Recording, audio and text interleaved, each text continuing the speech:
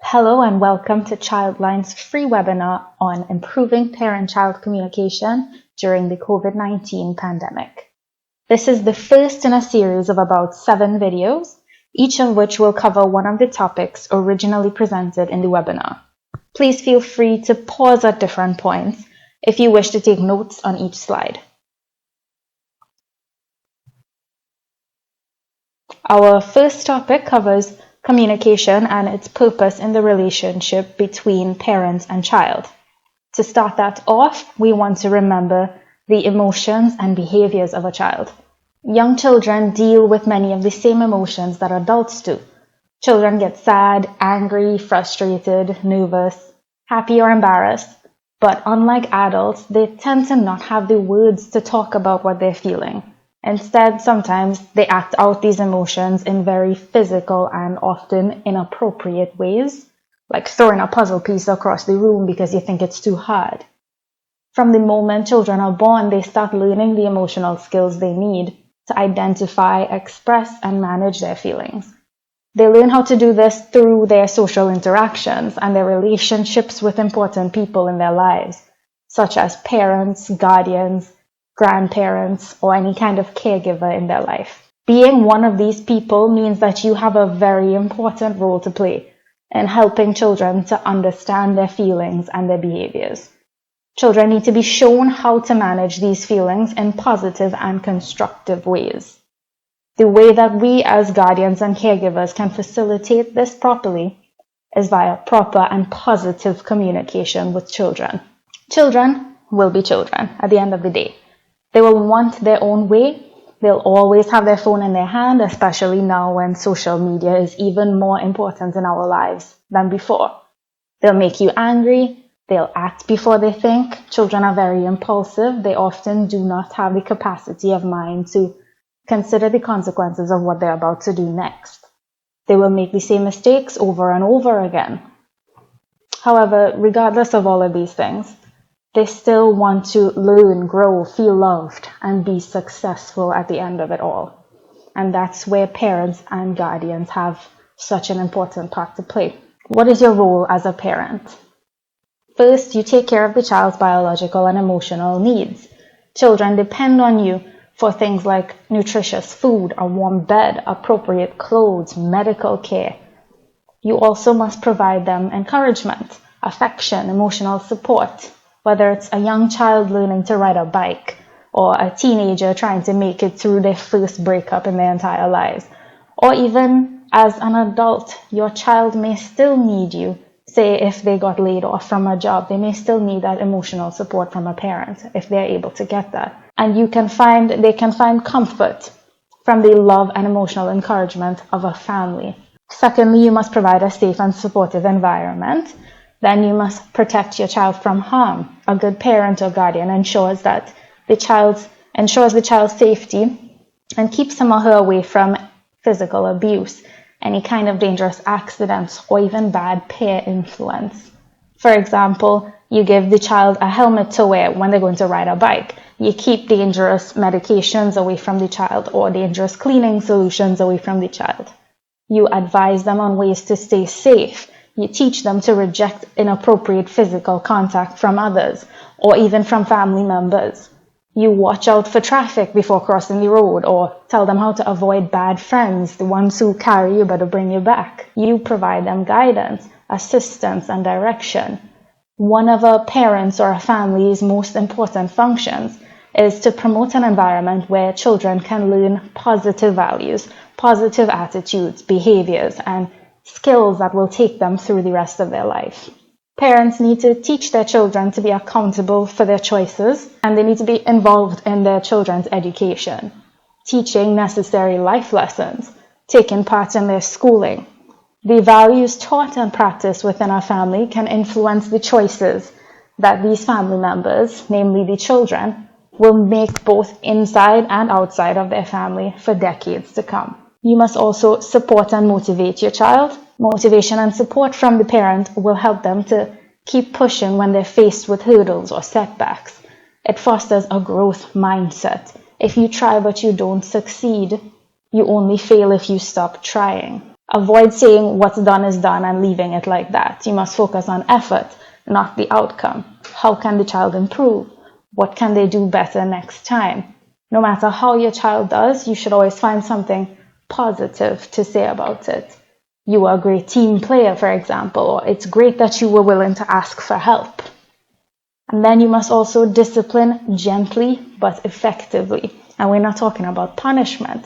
Those are two different things, and we will get into the difference in a later video in the series. And keep in mind that parents may also not be aware that their child is experiencing stress or trauma until things start to go wrong.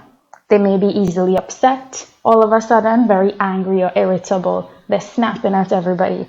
Maybe they're very fatigued all the time. They've lost interest in things that they normally would have liked doing. Maybe they're complaining of headaches or stomach aches. Or maybe they seem like they're overwhelmed all the time. They're a little jumpy, fidgety.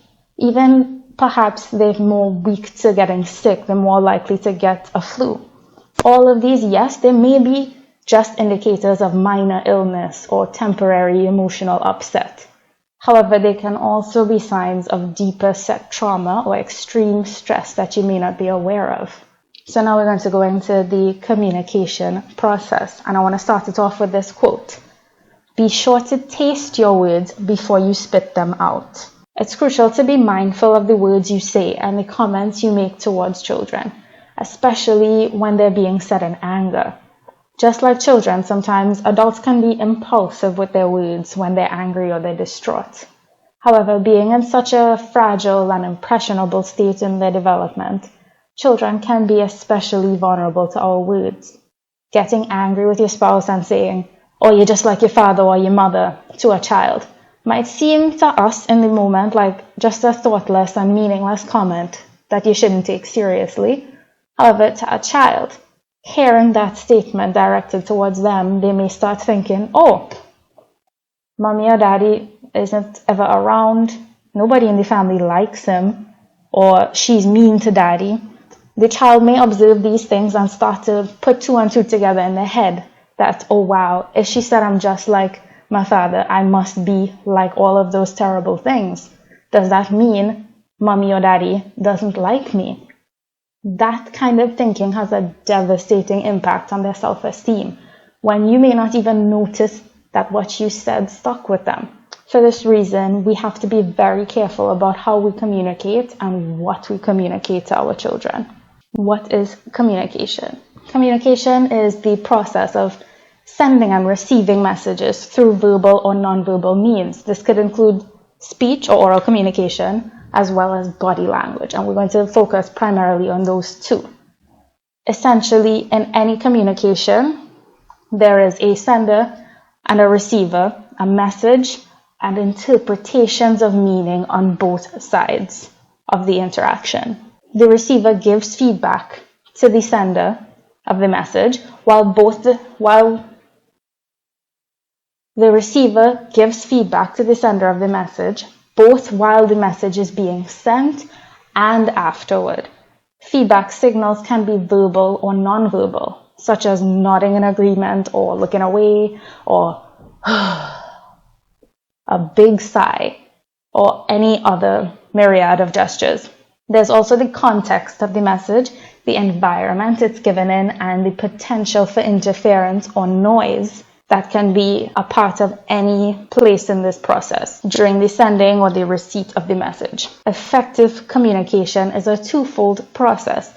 Ideally, the correct message is sent and the correct message is received and understood or interpreted the way it was meant to be interpreted. However, realistically, this does not always happen, of course. So here are some reasons teenagers often do not want to communicate with adults. Maybe they're thinking, "Oh, they just won't understand me. They won't understand what I have to say." Or they would be so disappointed in me. They're too busy to care about whatever I'm feeling right now. Or they just don't listen to me. They don't ever hear when I talk. Nobody cares what I'm saying. These, in addition to this list here now, are a number of barriers to effective communication. Things like the child believing that nobody wants to hear what they have to say, nobody cares about your opinion, are all barriers to effective communication. It prevents the correct message from being sent. It prevents, in some cases, any attempt to send any message. So some barriers would be noise, inappropriate medium. So maybe you're talking over the phone when really you should be having this conversation face to face. Assumptions on both ends. Maybe one person is already making conclusions in their head of what the other person is actually trying to say, or what the actual message behind all of this is. Language differences, poor listening skills on either side, cultural differences, or even a generational gap. Maybe when the child is communicating, they're using references and words that the adult may not be able to completely understand. Psychological distractions. So maybe you have something on your mind already, and it makes it hard for you to be able to have this conversation right now. Some advantages of effective communication: it allows you to be able to express yourself. Talking really does help, and in a lot of cases, talking is the best way to get your point across. It's the best way to get what you want out of the situation. It's the best way to get a win-win. It allows other people to understand you, and whatever your issue may be can lead to diversity in thought. It allows you to hear other people's side of the story, other people's feelings and opinions, and it also saves time to just get your point across instead of expecting people to know what you're thinking, to know what you want, to know what you feel. It builds, strengthens, and maintains a relationship, especially the relationship between a parent and a child. Right, so again, parents must be mindful of whatever it is they communicate to a child. From the age of 5, children start developing their self-concept and self-respect, and this is heavily influenced by the things that are said to them by adults in their life, things that are shown to them. Remember, communication is not always strictly verbal. It can be non-verbal cues. It could be things that you're not even aware that you're presenting to a child, things you're doing around the child that they're learning from. Words are very powerful. If you say the wrong things, you can plant the wrong idea about self and self-respect in the child's mind. For that example I gave earlier, telling the child, oh, you're just like your father. The child may start understanding that in their head to mean you don't like the father, so therefore you don't like the child. Just because you said something in anger that you may not realize had more far-reaching consequences than it did in the moment. Question: is it possible for one person to be in multiple relationships at the same time? Yes, it is. A relationship is really just the bond or interaction between 2 or more people. It can be friends, family, or strangers. Relationships usually form when people have certain things in common, whether that's likes and dislikes, they're living in the same area, they go into the same school, maybe they are similar in age. But it is possible for somebody to be in multiple relations at the same time. You are simultaneously a son or a daughter, maybe a sister or a brother, maybe you're a mother or a father. You can be all of these things at the same time. So we have parent-child relationships, relatives, friends, intimate relationships, obviously for consenting adults, employee-boss relationships, co-worker relationships, or business partnerships.